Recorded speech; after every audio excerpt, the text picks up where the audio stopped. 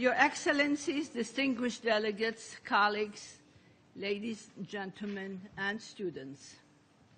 On behalf of World Information Transfer, I would like to express our deep appreciation to the government of Ukraine for co-sponsoring the 22nd International Conference on Health and Environment, Global Partners for Global Solutions, and the missions of Hungary and Singapore for supporting it. I would also like to express our gratitude to His Excellency Yuri Sergeyev, Permanent Representative of Ukraine, Mr. Thomas Gass, Deputy Secretary General for Policy Coordination and Interagency Affairs, UNDESA, Mr. Nihu Seth, Director of Division for Sustainable Development, UNDESA, our esteemed speakers, and the University of Westchester for bringing a couple of busloads of students, the future of this planet. World Information Transfer is dedicated to the studying the connection between environmental degradation and human health, and in identifying solutions to remediate our environment, and by doing so, improving the health and quality of life of Earth's citizens. Each year, for the past 22 years, I have been reciting a list of accomplishments that have galvanized the global community to attain sustainability. Unfortunately, with all the knowledge that all of us have gleaned, most of our leaders still do not have a deep connection to the Earth, and our planet is continuing to degrade, as well as the health of its inhabitants. The world can get along, as Dr. Robert Solow of MIT stated, without natural resources. So exhaustion is just an event, not a catastrophe. But can the inhabitants? Can we? We have been listening to the ills of our planet since 1972, the first United Nations Conference on Human Environment in Stockholm, Sweden, and have been conscious that we are living at the expense of the future by exhausting the resources that will be needed by the future generations. We continue to contaminate the air that we breathe, fill our land and water with waste disposal, destroy our forests at an unprecedented rate, erode our fertile soil, destroy our ozone layer, and continue to exacerbate our climate and the extinction of millions of species. We thought that environmental problems were attributable to ignorance, inadequate government, administrations, and multinational companies. To some extent, this is still the case. There are countries that lack the necessary technologies due to many difficulties that they are facing, including lack of enabling environments due to the lack of good governance and rule of law and population explosion. Others still profit from the sale of pesticides and dumping of toxic materials in the developing world. We have learned that environmental issues are of international concern and need international collaboration.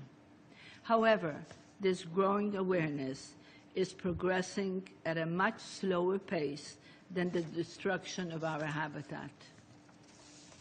A social order that was created by cultures without fundamental world justice cannot sustain itself. We need to change the culture, whether one of consumption or one that gives rise to increased populations. Both are unsustainable. Our present civilization, our culture, our values are endangering our world, and it is up to the young generation, those that will lead the future, to galvanize those that are unable or unwilling to attain a culture that will benefit future humanity. That is why I am so proud that each year at our conferences we have large numbers of young people, as they need to hold all of us accountable, since we already live on their expense, and those who will come after them. In conclusion, I would like to end with a quote from Jonas Salk, medical researcher and developer of polio vaccine, who, when asked who owns the patent for this vaccine, answered, "Why, the people." Thank you. Okay.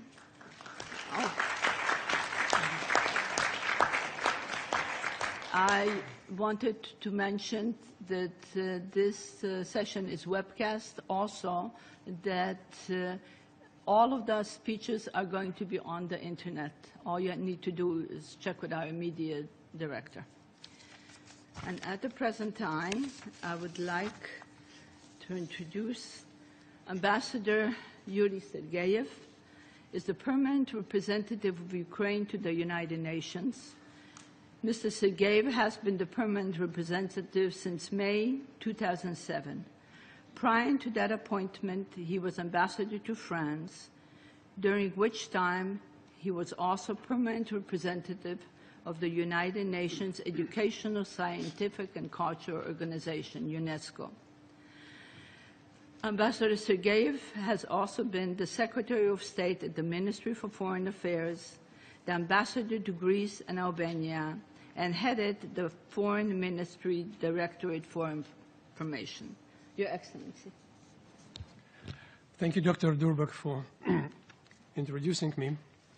Dear colleagues, distinguished guests, I am honored to represent Ukraine as a co-host of this essential open dialogue at the United Nations that give us an opportunity to discuss a number of the most relevant items of the United Nations Development Agenda. First of all, let me thank the co-organizers of this event, Dr. Kristina Durbach and the World International Trnasfer, for being sustainable host and partner for these conferences during the long 22 years. I would also like to welcome our distinguished speakers of today, Mr. Nihil Set, the Director of the UN Sustainable Development, the representatives of the missions of Hungary and Singapore to the United Nations, and our colleagues from academia, Princeton and Columbia universities, and from the Electric Power Research Institute. Dear colleagues, Ukraine is confident that broad international discussion within the United Nations is a fundamental element in order to frame the national and global priorities for the future development programs of the United Nations. The topic of our conference is sustainability risks. However, let me say a few words that World Sustainable Agenda is a long process, which was started almost 15 years ago. In the year of 2000, the United Nations Millennium Declaration defined a global vision of the development in the form of the Millennium Development Goals, MDGs. These goals have a clear system of targets and indicators, as well as time frames for achieving them. Reaching the MDGs means real changes in people's living standards. In September this year, world leaders gathered in the Special General Assembly event to discuss the efforts made towards achieving the MDGs. It was highlighted that with the 2015 target date of the MDGs fast approaching, the outcome document should focus on existing gaps and weaknesses of the MDGs, accelerating of implementations and looking forward to the post-2015 development agenda. The country stated that during the past 13 years of two left, we have achieved a lot, especially in poverty eradication and health care. Since 2004, and being the first post-Soviet country to adopt the MDGs, Ukraine has prepared a number of annual monitoring reports. In September 2013, Ukraine presented at the United Nations its third national report on acceleration of MDGs. This publication incorporates the assessments of 200 leading experts from various scientific, economic, and research institutions. It is also available online. Dear colleagues, there is no doubt that every developing nation is striving to reach Millennium Development Goals and incorporate successful achievements into the post-2015 development agenda. It means that in 2015, after the MDGs are achieved, the member states will need the new guidelines for their post-2015 agenda. It means that we need to elaborate the Sustainable Development Goals, SDGs. The UN member states are now in a challenging process of outlining their positions to the issues of sustainable and inclusive economic growth, macroeconomics and infrastructure development, as well as climate change, health, gender equality, and many other topics. I am sure that Director Nihil Set has much more to explain, being the UN captain for the MDGs and SDGs. But I have to add that Ukraine, as well as other UN member states, are now in a challenging process of outlining their key priorities for the potential development strategies for the next decades. I would emphasize that Ukraine supports the activity of the General Assembly Open Working Group on Sustainable Development Goals, where countries can discuss their SDGs priorities. By the way, its 5th session was ended successfully just last week, and Ukraine has presented its view on an energy issue. We are confident that national economies should grow and social standards should rise in the future decades. Therefore, energy should be definitely included into the SDGs agenda. However, energy item for Ukraine's economy is a multi-sided issue and has the diversified approach for the energy supply and production without compromising its sustainability. Renewable energy is becoming an integral part of the energy system. However, because of the cost and infrastructure still remains a challenge. Ukraine's reliance only on alternative or renewable energy sources or burning of fossil fuels will not resolve economic and social development issues in the future. By saying that, I mean that over 50% of energy supply in our country is produced by peaceful atom. We believe that sustainable nuclear energy approach should be taken into account by the member states, especially those which rely on such technology.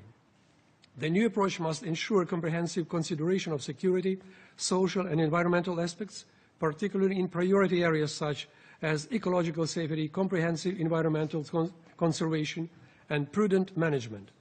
Only such approach will facilitate sustainable development of energy, especially as regards efficiency and safety of its nuclear sector. Having Chernobyl resolution on the General Assembly agenda, we are confident that immense experience of almost 30 years of long activity of how to manage and revitalize the nuclear accident consequences should not be lost for the international community. Dear colleagues, I try to shape the main ideas for the Ukrainian delegation in the United Nations Development Agenda. And now I guess that it is time to listen to the views and approaches of distinguished colleagues here. Thank you. Thank you, Your Excellency. Thank you, Your Excellency, for giving us an update on the sustainable efforts of Ukraine, which basically has co-sponsored this conference for 22 years. So, before we continue, I would like to remind you that it has been our tradition not to take questions from the floor. Please fill in the questions, and the monitors will collect them, and then all the speakers are going to be able to answer them. Thank you. I would like to present to you now Mr. Nihil Set. Mr. Set is the Director of Division for Sustainable Development, Department of Economics and Social Affairs, DESA. He was also the head of the Rio +20 Secretariat, where he spearheaded the preparations for the UN Commission on Sustainable Development Conference in Rio. With over 20 years of service to the United Nations, Mr. Set has served as Special Assistant and Chief of Office to the Undersecretary General for Economic and Social Affairs, Secretary of the Economic and Social Council, ECOSOC, and the Second Committee of the General Assembly, and as Director of DESA Office for ECOSOC Support and Coordination. Before joining the UN Secretariat, he was a delegate to the UN in the Permanent Mission of India and involved in various UN conferences and summits, including the Rio Summit on Environment and Development, the Copenhagen Summit on Social Development, the Monterrey Conference on Financing for Development, the Mauritius Conference of Small Island Developing States, the Millennium Summit, the World Summit on Sustainable Development, and the UN World Summit. Mr. Secretary. Thank you, Christine, Ambassador Sergeyev, distinguished other representatives on this podium, all you young people out there, ladies, gentlemen. I've been coming to this conference now for several years, and it's such a pleasure for me to be with you and to interact with you and to learn what are your concerns and your priorities. I can, of course, bring to you what are the kind of priorities that the UN is focusing on and how we are looking at this rather complex issue of sustainability as we go ahead. As you know, as Ambassador Sergeyev has mentioned, we did define a set of goals some years ago, 13 years ago, which were called the Millennium Development Goals, and they focused on the basic human deprivations. They focused on issues like poverty, on hunger, on health, on education, on gender equality and empowerment, of environmental sustainability. But what I would challenge you all is to think of the poorest person you've ever known, and to think, what are the forces that act on this person which prevent him from moving up by giving a life of dignity, a life of respect, a life where his hunger, his other needs are taken care of? What are the complex forces that act upon this individual? I'm giving you this challenge only because I want to help you find a segue into what the UN is doing of defining a post-2015 development agenda, which not only looks at the minimum deprivations as we defined in the MDGs, but we go much beyond. And in doing so, let's look at the individual. Let's look at this poor person, the poorest person you've ever met, and let's look at the forces which are acting on him or her. Now, clearly, of course, it's poverty, it's income poverty, it's hunger, it's education, it's health, lack of facilities, access to health facilities. It's the environment that is working against him. It's the oppression, the inequalities that they face. It's the discrimination that is faced in many communities in poor parts of the world. But there are a whole set of other forces acting on the individual. It's the environment he lives in, the kind of sanitary facilities, the availability of water, poor air quality, the threat to life and limb, the lack of security. These are the second set of forces that are acting on this individual. And there are a third set of forces acting on this individual, and these are called the slow onset events. Events like climate change, events like the sort of state of our oceans and what that is doing to the availability of protein and nutrition to them. It's the loss of biodiversity. It's land degradation. So you have these three sets of forces which are acting, which are preventing this person from breaking out from the cycle of poverty and deprivation and to moving into higher trajectories where that person can enjoy a life of dignity. So how do we address these challenges? How do we make sure that by 2030 and beyond, none of these forces operate on this individual, where the individual can break away from all these deprivations to live a life of dignity? And for that, the UN is now grappling with what they call the Sustainable Development Goals. Goals which go much beyond and look much more deeply into these issues than the Millennium Development Goals did. And here, I want to come to the concept of sustainable development, because sustainable development essentially looks at these forces which are economic forces. These are forces which meet the economic aspirations of individuals. There are the social forces, social aspirations of people to move up on the social ladder. And of course, there are these other environmental forces which prevent that individual breaking out. So it's this intersection of economic, social, and environmental forces. And unless they are seen in their totality in a holistic way, we are not going to succeed in breaking out from this trap of poverty and deprivation. So sustainable development is a tool to look at, in an integrated way, of decision-making and other processes which will meet people's economic aspirations, because that's at the core of people's, what motivates people, their economic aspirations, to look at their social aspirations and to look at their environmental fears together in a holistic way. And that's what we are trying to do in the Sustainable Development Goals, to look at the whole series of issues, the intersections of these issues.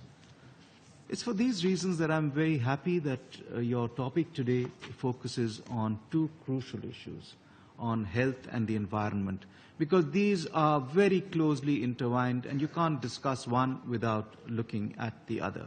And we know what these intersections are, but it's our ability to see these intersections more forcefully and in all the kind of cross impacts they have on each other, the negative and the positive spin-offs that they have on each other, which is so crucial. And I see from your program, you have a rich program where you're looking at different facets of these intersections. So the way in which you discuss these, the way in which you see these, the way in which you develop ideas around these intersections, that is the core of sustainable development. So it's very important that while you're looking at sustainability issues, on the issues of environment and health, you do explore all these issues. Now let's look at what are these intersections between environment and health, and how can we have a mutually reinforcing process where taking actions on the environment, taking actions on health will be mutually supportive to each other. Let's look at local issues. I want to go into the global commons issues, issues like climate change and oceans and land deforestation, loss of biodiversity and so on a little later. But I wanted to first look at the local impacts of what are the forces, intersections between environment and health. First, I think in large parts of the world, sanitation is such an important issue. And open defecation, the billions of people who don't have a toilet, and what that does to the local health is appalling in terms of dysentery, other diseases, the deaths that causes, how all this gets into the water system, and the kind of impacts that have. So I would say clean sanitation, safe sanitation is one of the most important environmental intersections with health.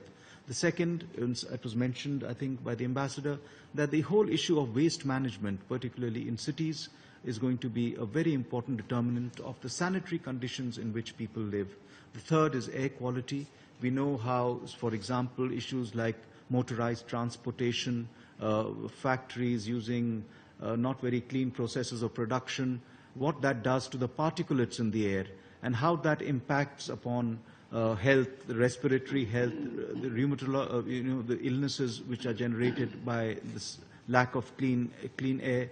The millions of women and children who die because they use not clean cook stoves, they use biomass for cooking, and what that does to the smoky environment in small homes and the impact that has on people's lives and that quality. Then, of course, the whole issue of water quality, the issue of chemical pollution, the issue of the kind of urban congestion we live in. And remember, as we look to the future, because this, of course, sustainability is your agenda. It's an agenda for the young people. It's an agenda for the future generations. And as we look 20, 30 years into the future, urbanization will be one of the most strongest trends in changes in the way people live and work, and how that is going to impact on the infrastructure of cities, and how all these things that I mentioned on sanitation, on water, on air quality, and on chemical pollution, on particulates in the air, how all those are going to make, in a large part, particularly of the developing world, urban hell for people to have a healthy and healthy life. So these are forces that will be acting at the local level. And on many of these solutions have to be local. They have to be done by the mayors, by local governments, by municipalities, by citizens groups, who have to focus on the ways in which the air quality has to be improved, in ways in which the water quality has to be improved. So these forces are going to be acting very strongly. So these are the local manifestations of the impact of the environment on health. Then we look at the global issues, issues like climate change, what that's doing to vector-borne diseases, increasing temperatures, and what that means for malaria, for example, and what that has to do with water availability, and so on. So there's a whole set of issues which are generated by our lack of taking serious action on mitigating climate impacts and how that's impacting on local health. And this is an issue which is not given as much prominence as it deserves. When we look at climate change, we normally switch our minds totally to the water issues, which is on melting ice, on rising sea levels, on extreme weather events. But all these have deep implications on human health, which must not lose sight of. And on oceans, what we are doing by overexploiting our fish stocks, by making less protein available to people, and what that means for nutrition and health. So there are lots of intersections, whether you look at global issues or you look at local issues, and the impact that has on human health. So health is at the core of sustainable development. It is a right and a goal in its own right. It also means, it is also a means of measuring success across the whole sustainable development agenda. That's why it's important for a meeting like yours to bring to the governments the importance that the health agenda is in meeting the needs of the future we want, to meeting the healthy needs of our future generations. Health encompasses broad well-being. It's not only the absence of diseases. Universal health coverage and equitable access to quality basic health services are issues raised by many governments and by non-state actors. Other important issues which have come up in the UN's consideration of how to look at sustainable development goals are health promotion, prevention, and treatment. Communicable diseases are still a burden in many countries, but non-communicable diseases increasingly affect all countries, highlighting the need to promote healthy diets and lifestyles. There is a need to address access and health needs of persons with disabilities. The discussions that are taking place between governments have highlighted the importance of equal access of women and girls to healthcare services, including addressing women's sexual and reproductive health and ensuring universal access to safe, effective, affordable and acceptable modern methods of family planning. Aging populations is the other big demographic trend, which is posing a major healthcare challenge in many countries. There is a overlap between health risks facing the young and the old. So how do we break through all this? How do we get these intersections? We should focus on getting basic health services to all. We should focus on global partnerships for health and for the environment. We've tried over the past so many years to integrate these economic, social, and environmental issues into this theorem of sustainable development, but the time now has come.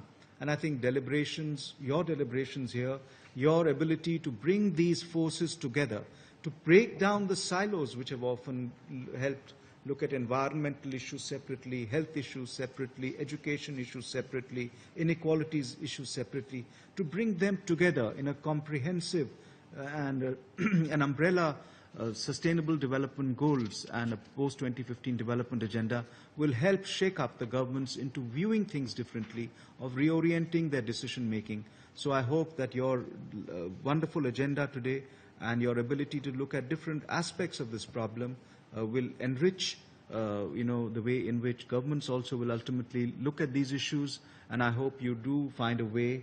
You're a consultative, you've got consultative status with ECOSOC, and I hope the World Information Transfer will be able to bring the messages you hear at this meeting to the relevant bodies to make sure that in our pursuit of this overarching agenda for the future, for the next 30 years, we have these perspectives brought together in a sensible and meaningful, policy-oriented way, in a way which inspires policymakers, which inspires people, which inspires communities, and brings about the change that we want to see in the world. Thank you, Christine.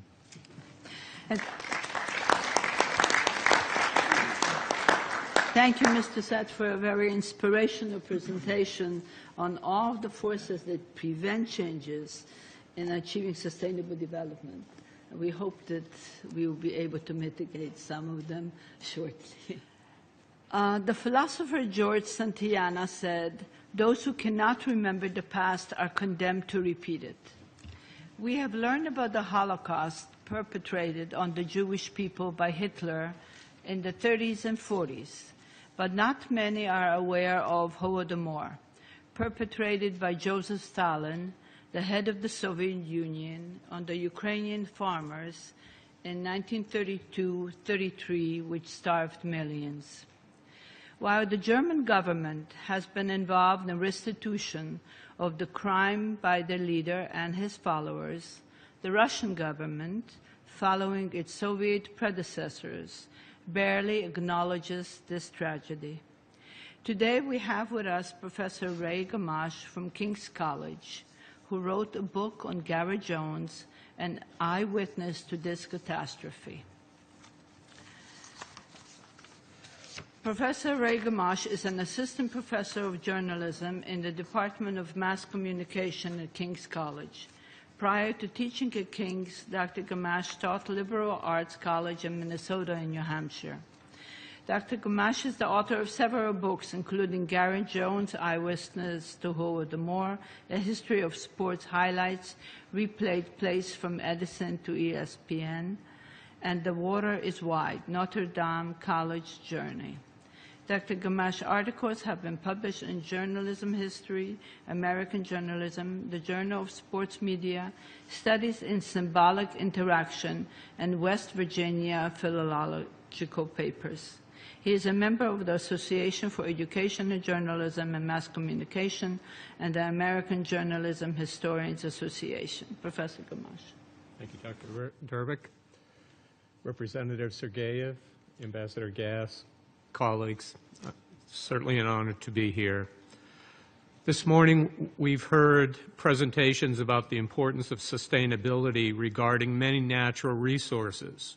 The story I'd like to share with you chronicles what happens when sustainability is denied to arguably any nation's most important resource, its people, and when the sovereignty of a people is utterly and perniciously destroyed. That event we call today the Holodomor, which means to kill by starvation. If you have never heard of it, you are not alone. 4 years ago, I knew nothing about it either. Why so few people know about and recognize this tragedy was part of the reason I wrote the book, Gareth Jones, Eyewitness to the Holodomor. Thanks to technology, it is very difficult to keep important social and political events from reaching a worldwide audience.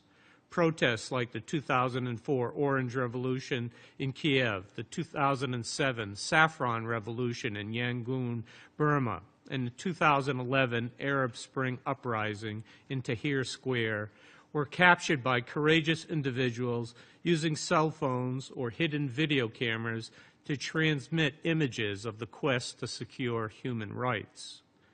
Now imagine a scenario in which millions of people are being systematically starved to death. Every last morsel of grain has been forcibly removed from homes. Armed guards patrol fields, and children are used to catch anyone attempting to steal grain. The borders have been sealed so that people cannot leave their villages. Anyone caught taking more than 5 stalks of grain are shot as saboteurs. Imagine people killing their own children simply because there is no food, and there are no cell phones to alert the world, to capture the deprivation, the despair, the desperation of entire villages with absolutely nothing to eat. 80 years ago, these were the very conditions in the Socialist Republic of Ukraine, as well as areas of the North Caucasus and the Lower Volga. Into those conditions, one courageous young man entered in March 1933. His name was Gareth Jones, a 27-year-old journalist from Barry, Wales.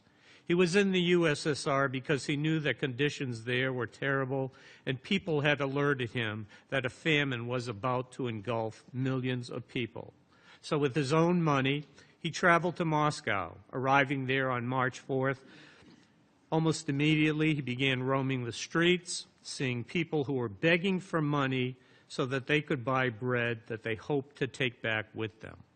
Unlike most Western journalists stationed in Moscow, Jones was fluent in Russian as well as French and German.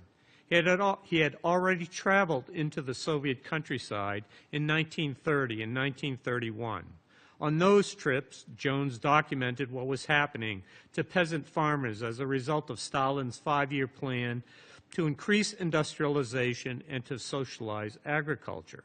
Jones found individual farmers from some of the richest agricultural land in the world forced onto collectivized farms and forced to give up their livestock. Jones was appalled at the conditions he found on those 2 trips, especially in 1931, when people began telling him that conditions were so bad they were starving.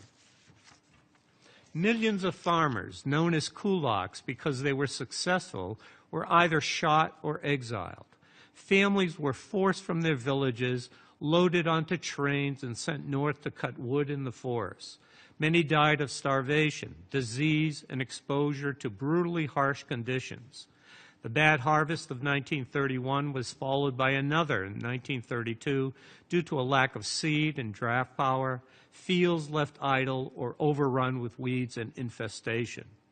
In February 1933, the Soviets issued a decree banning Western journalists from traveling outside of the cities. Despite the travel ban, Jones, thanks to his employment as the Foreign Affairs Advisor to David Lloyd George, the former Prime Minister of Great Britain, was afforded access to anyone he wanted to interview in Moscow. Jones was well known within the highest level of governments. He had a diplomatic passport, and his visa had been furnished free of charge from the Soviet ambassador to Great Britain. On March 10, 1933, Jones boarded a slow train bound for Kharkov, but he had no intention of taking the train all the way there. His intent was to get off the train and walk unescorted through villages and collective farms. However, before he got off the train, he encountered one communist who, seeing Jones was a foreigner, denied there was famine. The incident on the train appeared in articles written by 2 Pulitzer Prize-winning American journalists who were present at a press conference Jones gave in Berlin on March 29th upon his return from the USSR. H.R. Knickerbocker of the New York Evening Post quotes Jones directly. "In the train, a communist denied to me that there was famine. I flung a crust of bread, which I had been eating from my own supply, into a spittoon. A peasant fellow passenger fished it out and ravenously ate it. I threw an orange peel into the spittoon, and the peasant again grabbed it and devoured it. The communist subsided." Jones certainly knew that by dropping the piece of bread and placing it in the spittoon, somebody would eat it.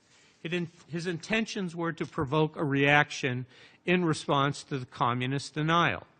That he challenged the communist claim that there was no famine by throwing across the bread and an orange peel provides evidence of what Jones saw as his moral imperative to confront oppression. It is one form of emotional commitment, the mode of denunciation, a perspective in which compassion is combined with indignation and anger and turned into an accusation of the perpetrator. Jones got off the train at a small station shortly before crossing the border from Great Russia into Ukraine. He then began walking along the railroad tracks where he encountered many people who were homeless and hungry. In one diary entry, Jones writes, "Everywhere I talked to peasants who walked past. They all had the same story. There is no bread. We haven't had bread for over 2 months. A lot are dying. The first village had no more potatoes left, and the store of beetroot was running out. They all said, 'The cattle are dying. We used to feed the world, and now we are hungry. How can we sow when we have so few horses left? How will we be able to work in the fields when we are weak from want of food?'" Jones then describes an encounter he had with a bearded peasant, quote, "whose feet were covered with sacking. We started talking. He spoke in Ukrainian Russian. I gave him a lump of bread and cheese. You couldn't buy that anywhere for 20 rubles. There just is no food." In a Daily Express newspaper article, Jones quotes this bearded peasant. "In the old times," he bewailed, "that field was one pure mass of gold. Now it is all weeds." The old Ukrainian went on moaning. "In the old days, we had horses and cows and pigs and chickens. Now we are dying of hunger. In the old days, we fed the world. Now they have taken all we had away from us, and we have nothing. In the old days, I should have bade you welcome and given you as my guests chickens and eggs and milk and fine white bread. Now we have no bread in the house. They are killing us." What is most remarkable about this exchange is how Jones conveys the lifestyle changes forced upon the people by the mandates of the 5-year plan. Jones continued this thematic thread as the bearded peasant took him to his cottage, where he encountered the man's daughter and 3 little children, 2 of whom were swollen. In the diary he writes, "There was in the hut a spindle, and the daughter showed me how to make bread. The peasant showed me his shirt, which was homemade, and some fine sacking, which had also been homemade. But the Bolsheviks are crushing that. They won't take it. They want the factory to make everything." Jones ends this encounter by noting that the hut had 8 icons in it. He was an Orthodox and said that most believed that they had closed the church. In one village, the church had been turned into a grain store, into the next a club. The suppression of religion was another one of the themes that Jones documented on his journey. In both the diaries and newspaper articles, he contrasts the strong faith of the older generation with the atheism of the youth. In the next diary section, he notes, "Ask children outside hut, God? Of course not. There is no God," they replied. He quotes another peasant. "They tried to take away my icons, but I said, I'm a believer, not a dog. When we all believed in God, we were happy and lived well. When they tried to do away with God, we became hungry." Jones was indeed fortunate. For 2 weeks later, the Soviets discovered that he had reported to the world about the famine ravaging the countryside. They immediately began a campaign to smear his reputation and nullify his reporting. That villainy was perpetrated by Walter Duranty, the New York Times correspondent stationed in Moscow, who cabled a story that was published on March 31st, in which Duranty called Jones's reporting, quote, "a big scare story with thousands already dead and millions menaced by death and starvation. Its author is Gareth Jones." By denigrating Jones by name, Duranty, the highest paid and best known journalist in the world at that time, not only effectively denied that a famine was raging in Ukraine, but he set in motion a tragedy that has persisted for 80 years. The Soviet foreign minister, Maxim Litvinov, cabled David Lloyd George to protest. Of course, Jones instantly became a marked man, barred from the Soviet Union, and shunned by people like Lloyd George. The tragedy of the Holodomor stems from the confluence of 3 tributaries, from denials by officials of the former USSR and by officials in today's Russia that Stalin was not responsible for the needless deaths of more than 4.5 million people by starvation and nearly 2 million more people exiled from their homes. From the failure of Western governments to acknowledge its part in denying the famine, and from the reluctance on the part of governments and institutions today to recognize the Holodomor as a genocide perpetrated by the Soviet Union. Due in large part to the efforts of Raphael Lemkin, the United Nations Convention on the Prevention and Punishment of the Crime of Genocide was unanimously adopted on December 9, 1948. The convention established genocide as an international crime in times of both war and peace. The convention's definition of genocide is strictly limited by the perpetrator's intent to destroy in whole or in part the characterization of the victim group and the acts committed.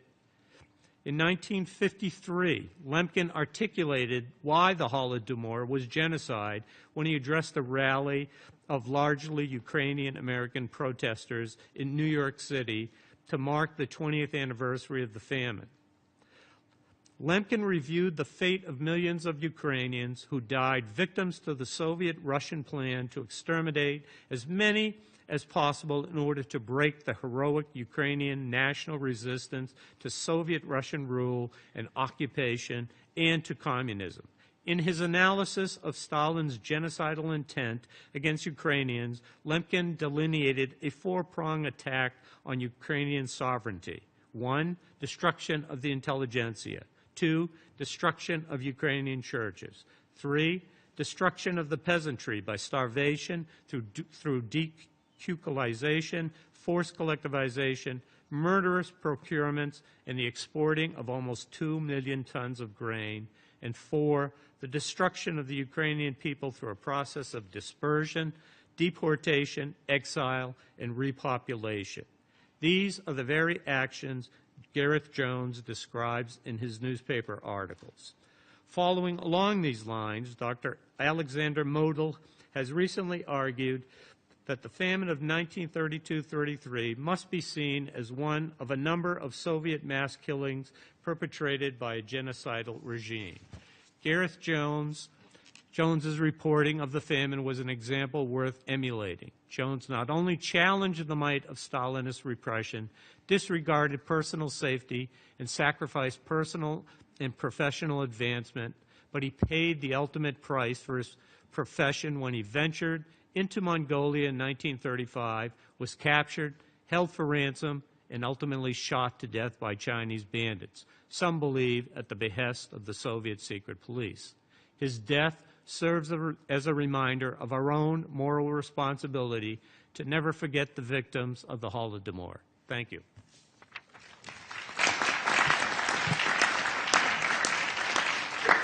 Thank you, Professor Gamache. We hope that history will not be repeated. Well, my closing remarks will be short.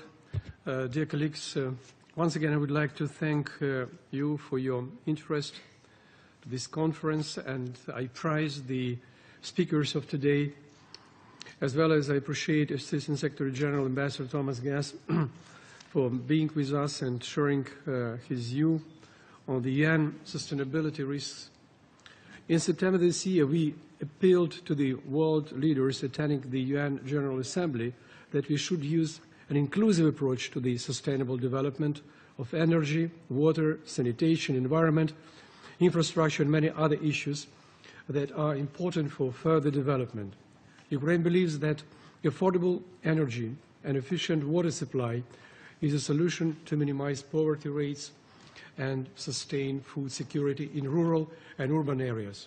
Therefore, we support the UN dialogue on so-called means of implementation, such as science and technology, knowledge sharing and capacity building, endorsed much through the UN system. We firmly believe that the unmet MDG goals are within reach, at least within the new post-2015 development agenda. It means that member states will not be left or should not be left with the unfinished targets. This must be done by deepening the sustainable human development after 2015. The private sector and civil society together with the government will have to act as positive and constructive forces for change, playing an even greater role in supporting sustainable development. Thank you. Thank you, Excellency. We will have